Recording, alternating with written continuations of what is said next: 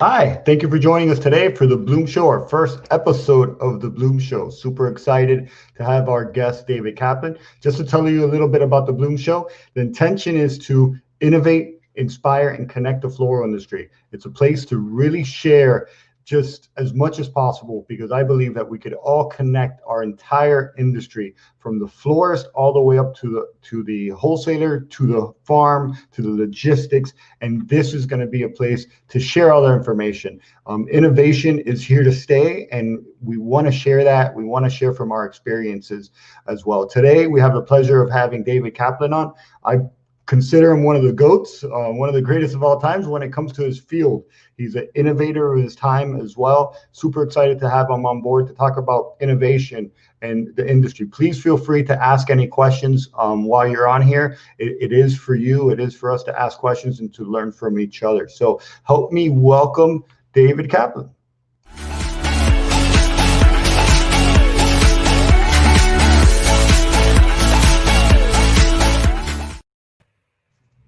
Hey, David, how are you?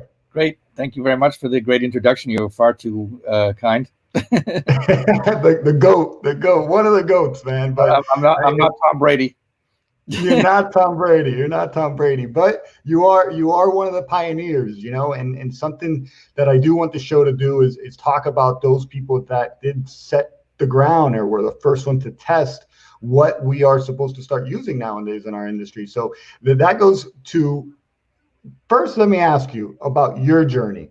Tell me your journey very shortly of how did you start in the flower industry and how did you get to where you are today? My aunt and uncle owned a wholesale florist, and growing up, high school and college, I worked there in the summer times when I had time off and sometime during school vacations. And when I finished college, they said to me, how about coming into the business? And 30 years later, I left and started Above All Flowers. And that was 1978, right? I'm not aging you, man, but 1978? Yep, 1978. And how different was the industry in 1978 to what it is today? If you could highlight one or two things. Totally different. Technology barely existed.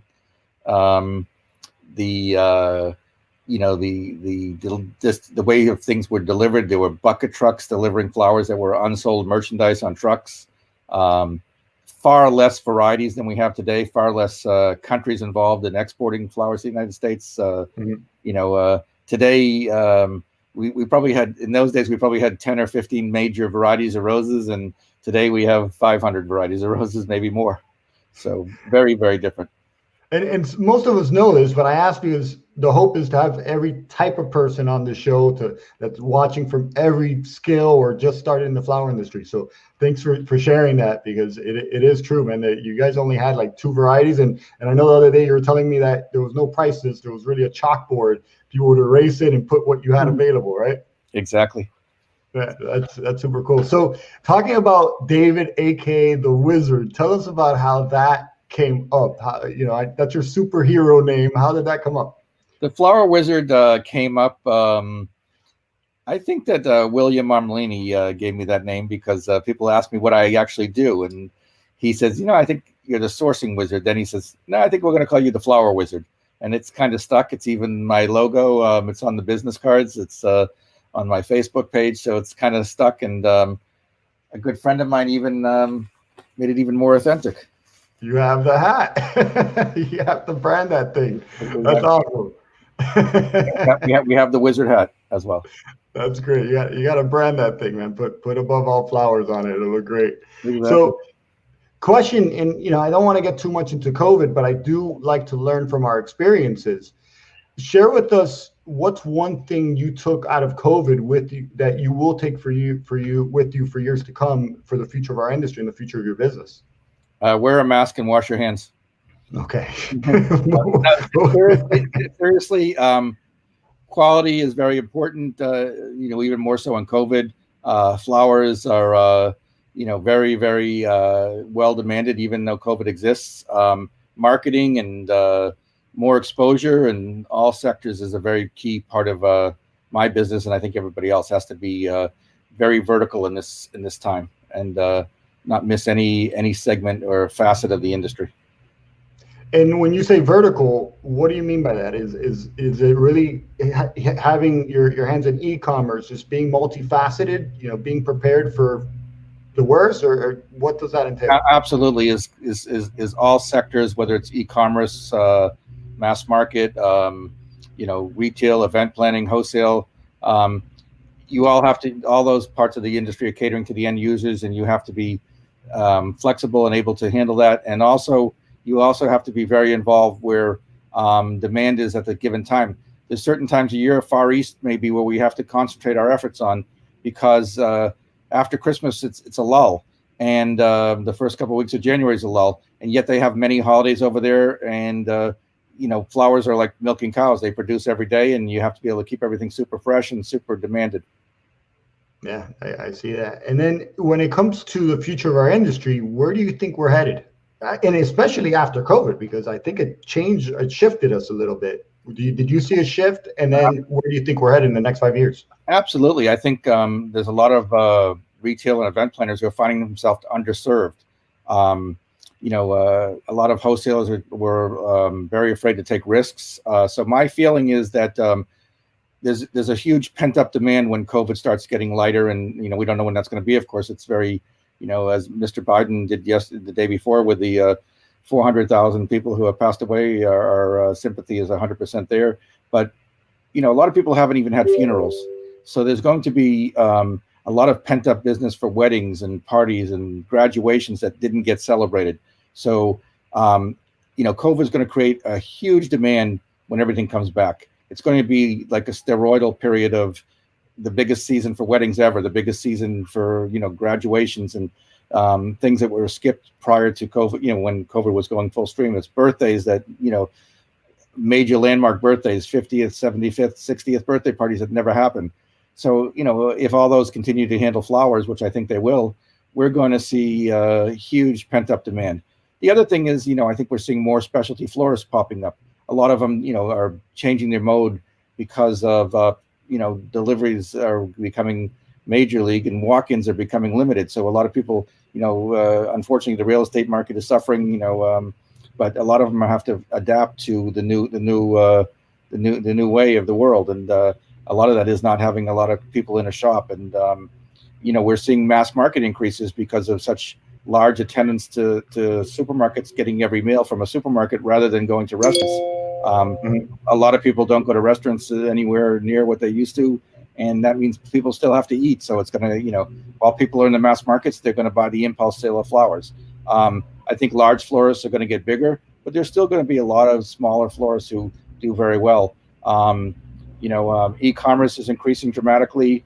And I think a lot of the demand for certain species of flowers is changing to certain demand because of what people request and are asking for. And other flowers are, I hate to use the word going by the wayside, but are not as demanded as high. And, we see the huge demand for peonies, dahlias, roses, and less demand for, meat and potato type of flowers because, it's what the florists are specializing in. And I think we're going to see more and more of that.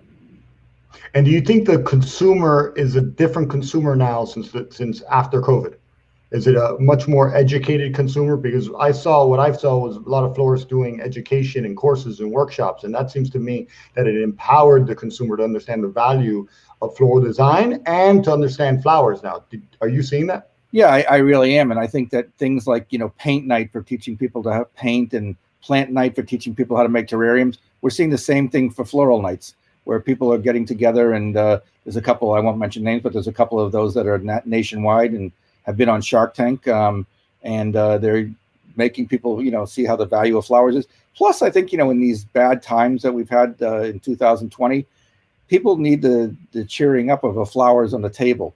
And we've seen even more demand for shorter flowers because, you don't want to be having to stand up to talk over flowers on your dining room table or your dinner table. So a lot of petite bouquets are become very popular, and a lot of 40 centimeter roses are very popular. It doesn't have to be a 60 or a 70 centimeter. So I think a lot of things have changed, and I think a lot of people, they want plants and flowers in their house because they're living much more in their house. I mean, look at how many people are working from home. It's huge. It's huge. So, and with that, I think that marketing has completely changed. And why I talk about marketing as well, or the importance of marketing, social media marketing, is because you were one of the first to start email marketing. I remember sitting down 7 years ago and seeing an email like, who's this guy?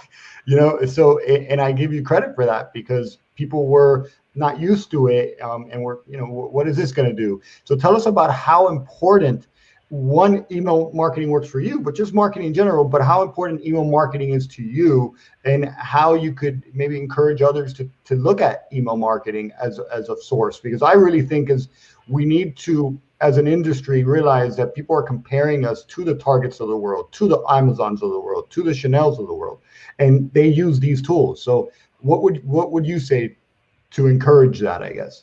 I think email marketing is essential for the floral industry. I think it's very, very important to hit all the categories that you want to, check off on your list. And, for hard goods, for plants, for flowers, it's very agile as far as doing price lists and agile as far as connecting to a Shopify or an online buying system, or it just really, and also you share pictures with people and they see how to use things. And it's, we do a lot of email campaigns every week, and I would tell you that we're sending out millions of emails per year. If you count each email and person it goes to, it adds up in the millions. And the technology is there, and these email companies are getting better and better as far as what they provide you with, as far as the ability to put spreadsheets on there, the ability to do surveys and there's almost anything you can do with an email marketing. And a lot of people, I get a lot of emails from people say, can you add me to your list? Can you put me on your email list? And, we also have a lot of collateral marketing that people who don't get our emails get them forwarded to them from somebody who says, I think you should get this, item. And the next thing I say, how did this person even find me in the world? They're not on my list. And they find you, because of the people see it, I like it, and then they tell 10 of their friends. And, I think at all levels, email marketing is very important. And we just fortunately, have learned, year after year how to make them better and how to get more orders from them and how to just tweak them so that, it works well and it's very effective. And I think it's an important part of your sales funnel and staying engaged. Sales funnels are kind of ignored a little bit within our industry. We think it's just pound the phones. But putting them into an email marketing process and funnel allows that you to stay engaged and allows you to continue to drip information to them. In which one day, you've told me stories that all of a sudden, hey, you've been sending me email, now I want to give you a chance. So it's really that of staying consistent, and it's also prospecting. We're just so used to calling, getting interest, sending them an email, maybe following up. That is a part of connecting them back to your company. So again, I think it's super important, and I give you credit for doing it. How many years ago did you start? We started archaically probably in 2011, 12. And when we went to Constant Contact, now we've become a power user of Constant Contact, and we can also actually train some of our consulting clients or non-consulting clients because we're one level. They basically figure that we know more than the average person because we've used them for so long and had so many contacts with them that they made us into a different level. I forget what it's called, but it's a higher level, and it helps people develop things and work it into their systems. And I highly recommend it, and I'm happy to talk to anybody about it. But I think it sounds fairly basic, but there's a lot of tricks of the trade on it. So and one thing I appreciate you for is your openness to networking and openness to help. How important do you think that is to the growth of our industry? I think it's extremely important for us to connect and forget about competition, but a healthy competition. But how important do you feel that is to our industry? No, I think the more people can do a better job, the better it is for everybody. And a lot of times, people call me and we'll do pro bono work where somebody calls us and I say, okay, you're talking to Robin Hood. What can I do for you? I'll get emails that have a heading of something completely unrelated that I've sent out, and they'll say, I need white peonies for a bride this week. You know where I can find them? And I might not have anything that week, and I'll recommend them to somebody who I think will. And I'm I'm just doing it out of I want to keep that client happy so that they can fulfill their needs. And it's all about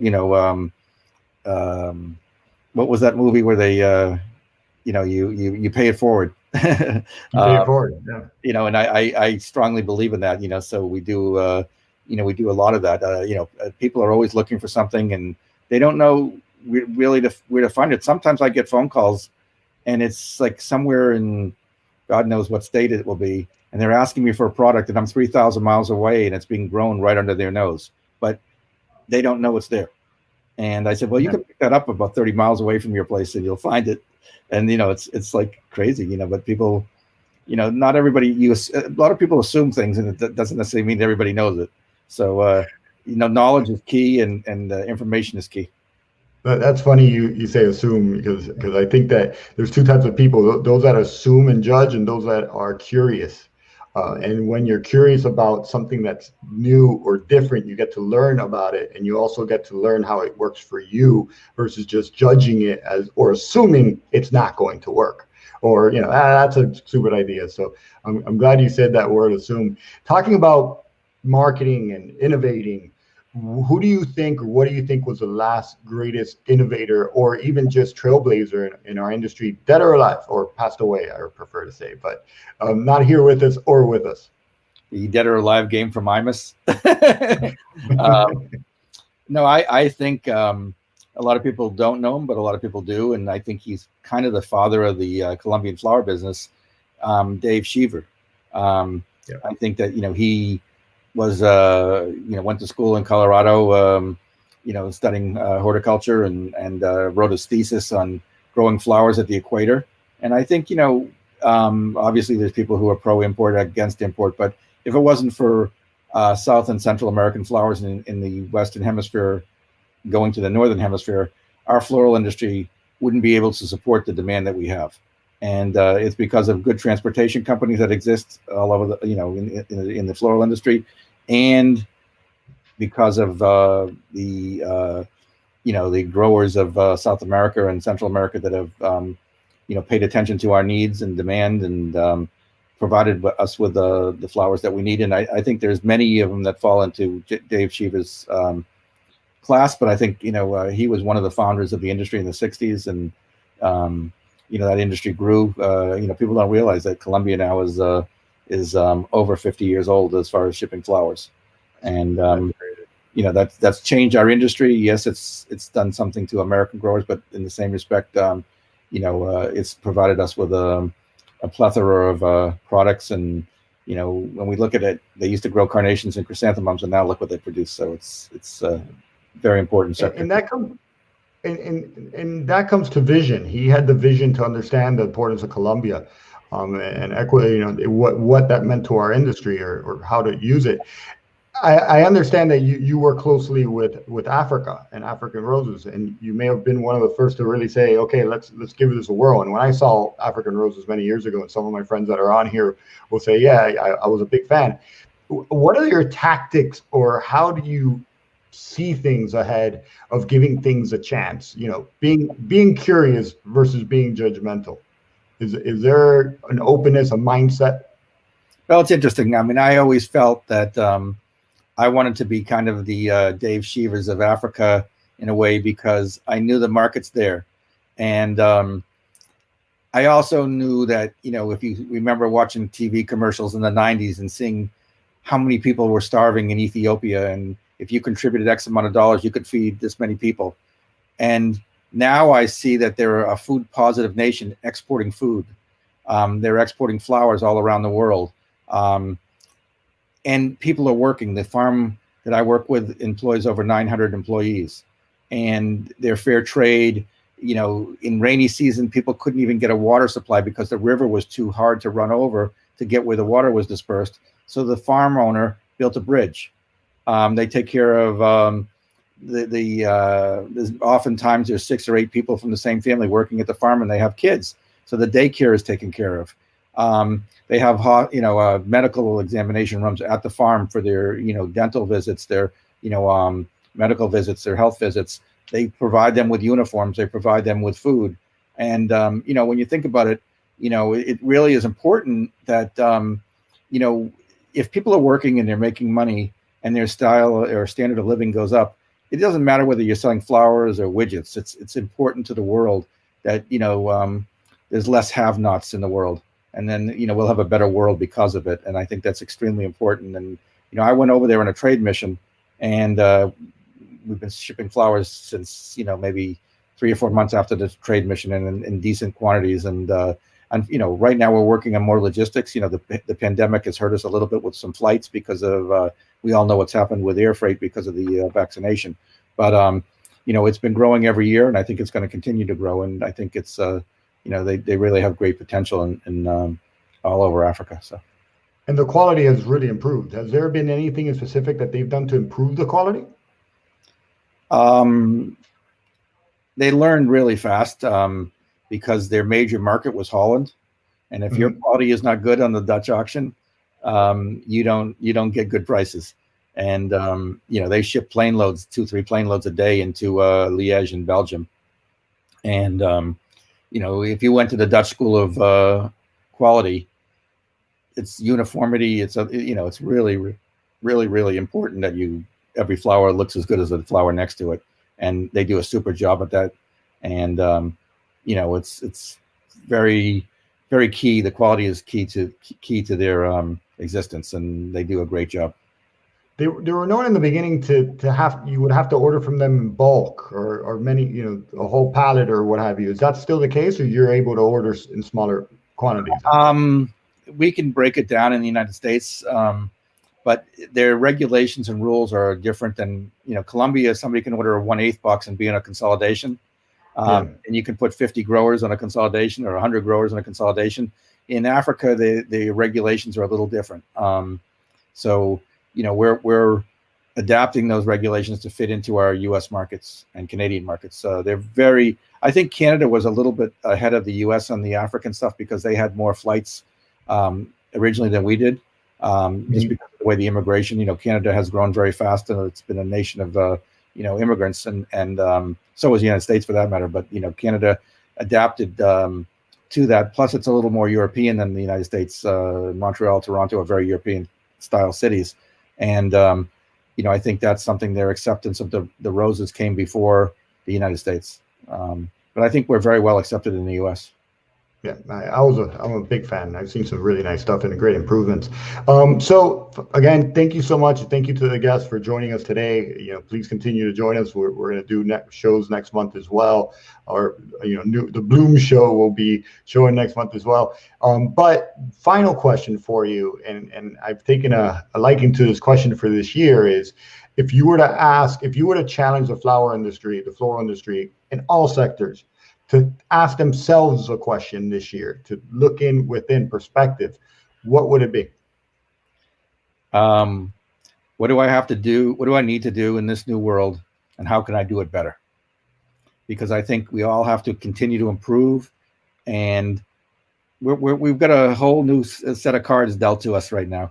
And if we can't do things to meet those demands and those needs, then somebody else is gonna do it. So you really have to be on your game and dealing with the existing conditions, and those existing conditions have changed dramatically.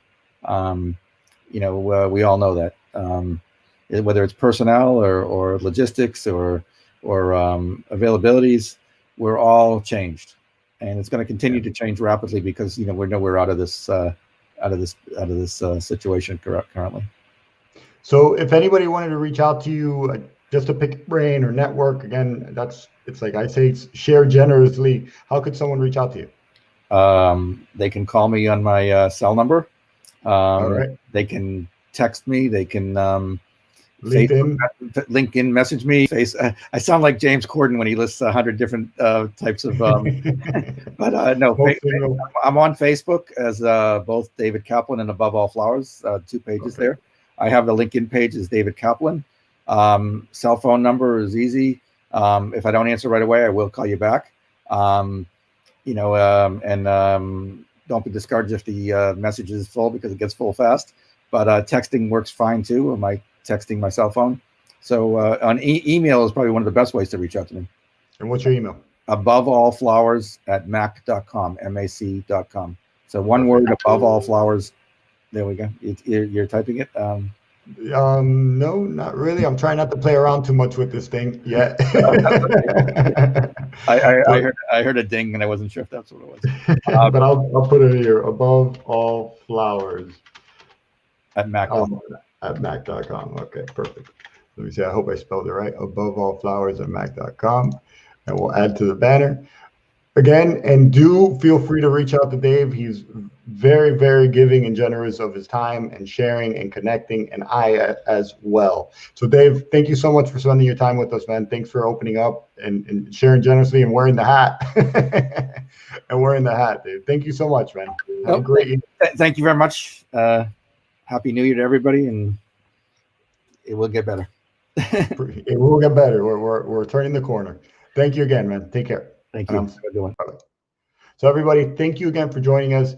This was the first show. As you can see, there's a couple of little mishaps here, but as I always say, don't fear perfection. Keep on moving forward. Try new things. Be the ones that are curious, not the ones that judge. So we will be doing a show next month. It's more based on customer service, culture, company culture, also emotional intelligence. We'll be bringing on some experts like Barry Gottlieb, if you're familiar with him as well. So we're really looking forward to next month as well. And this is just a place for everybody to learn, share, and connect. So if you could please save, share, and subscribe right around here. There should be a little bell that you could subscribe as well, and you'll get notifications. It'll let you know when our next show is. Keep an eye on LinkedIn. And if you need any information from us, New Bloom Solutions, we're a digital marketing agency. We also do business consulting, website development. You need anything, even to ask a question, reach out, set up a free appointment. Love to help you. Thank you again for joining. Truly, truly, truly appreciate it.